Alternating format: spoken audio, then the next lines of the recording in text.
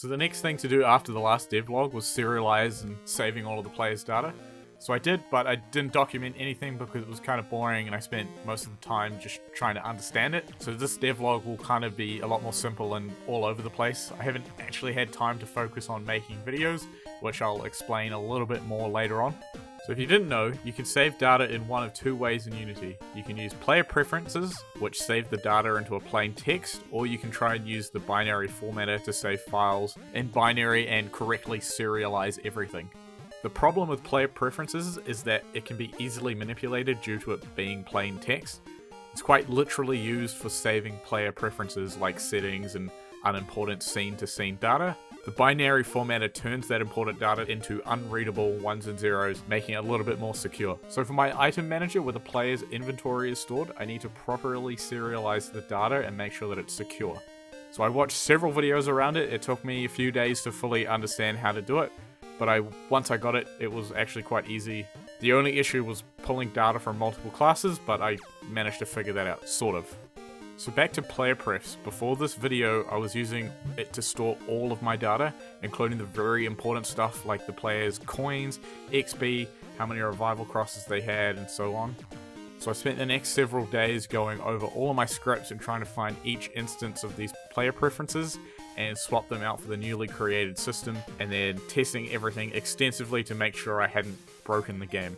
I created a ton of bugs and eventually ironed them all out. So now that all of that's done, all the player purchases are now saved correctly, so I can move on to the next issue. So recently I started getting an issue where the game would just lag like crazy, and I don't know why. So I then spent the next few days investigating. I messed around with all kinds of combinations like interpolation, fixed update, and late update, and on all the different types of objects. I also changed the target frame rate, kind of went back and forth in circles and testing all of these different options, everything over and over again. Then it just started working. Everything was smooth. The one thing I found was that setting the target frame rate in a multiple of 30 higher than what I wanted was the key. When I set the target to 120 FPS, it would be smooth at 160 Hz on the phone settings, but it would also stutter at 120 Hz. So I then added this FPS counter, and what I found was that when it was set to the exact amount, like 60 FPS on 60 Hz, the frames would just jump between 59, 58, 60, causing this weird stutter. So setting it to target 150 FPS would make 120 FPS run smoother as well. This is kind of important mainly because some phones are starting to use 120 Hz now, like mine, and I want to be able to make sure everyone can have the best experience as possible on the highest refresh rate. And this worked perfectly for a few days. And then it would start doing random stutters every few seconds. Then the next day it would not do that anymore. And then every other day it would go back to stuttering again. So it's still an issue, but it's better now. I don't know if it's the phone or Unity or whatever's going on. So for now, I'm just going to move forward. So the next thing I did was create the sprite. This will be related to how the player upgrades their armor. I wanted to give them more of a choice as they progress. It will be called Generitanium. It's a bit like Unobtainium and Raritanium, but rarer. It will be earned by leveling up only. They can then spend it on improving an armor slot of their choice or increasing one of their revival cross loadouts. But that's not currently implemented yet. So the last thing I did was design the power-ups to fill the item manager with. So here's a list of every single one that I came up with. So now I'll just roughly cover most of them. On the left is the name of the power-up, and on the right, here's what it actually does. So the first 6 we have here are to multiply your coins and also your points. So you can get these in 10, 30, and 60 seconds each. So you'll only be able to use them once in a game, and then they disappear.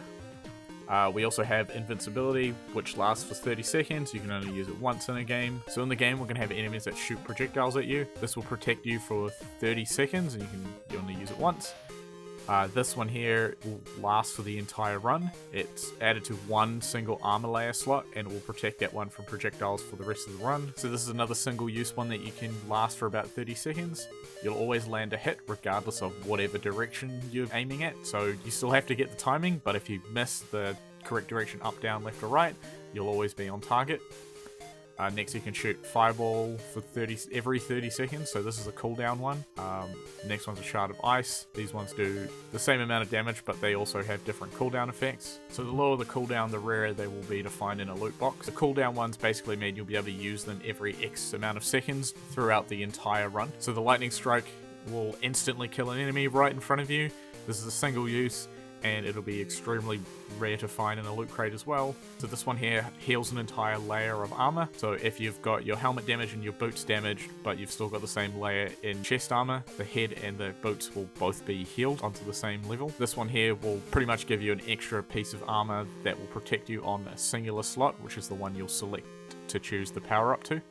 So Meditate allows you to rest mid-battle, which basically means you can pause the game and go away if you're planning on doing a really long run and you want to be able to get out of there, and you'll be able to return to the game and pick it up exactly where you left it off. So I'm planning on having penalties for trying to leave a run early before you die, which will end the run permanently. So this one will kind of negate any penalties that you'll get.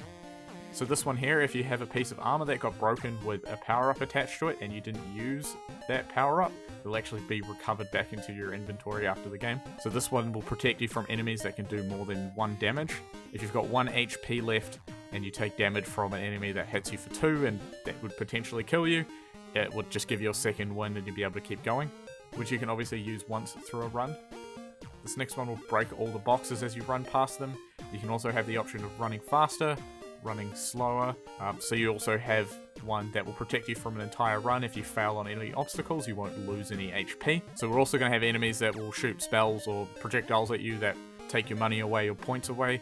That'll just protect you from that as well. Then there's also a reverse one of those. It'll actually give you those rewards instead of taking them away. Then we've got one, if you do a 10 hit streak without taking any damage, it'll multiply your coins or your score for 10 seconds. So this is a special one where if you wear absolutely no armor, you'll actually be able to double your damage. So at the end of each run, you will lose all your power-ups that are equipped, even if they're unused. This will help you keep all the ones that you didn't actually use during the run. And at the last two, I wanted to create a kind of a gamble one. So the first one is you can either lose or gain HP on that particular slot. The other one is to double your coins or not receive any coins for 1.5 minutes each. So I still need to fill in the rest of the information, like how much they'll cost, how much you'll need to actually unlock them in the shop to buy, how rare they are to find in a loot chest. But that's something I'll be testing later on, as I've got to keep playtesting to kind of find that right balance for each of them. I then loaded them all into the game, so now they appear in the shop just like this. I also then started creating some of the icons for them as well. And that's all for now. I'm now getting to a point where almost all of the major systems are in place, and I can actually start creating new content for the game, like designing levels and enemies, which is part of the reason why I have been lacking video uploads lately. So now, just as a quick channel update for those who care, I don't know how long it'll be before I can go back to uploading videos every week. I've been focusing on just working on the game instead of worrying about making more videos and trying to document everything, as well as actually playing games instead of making them. However, I want to keep making videos because I really do enjoy making them, but it's becoming very taxing to do them up to the quality that I make them, and in return I'm not making as much progress on YouTube after a really long time and sort of a big grind so far.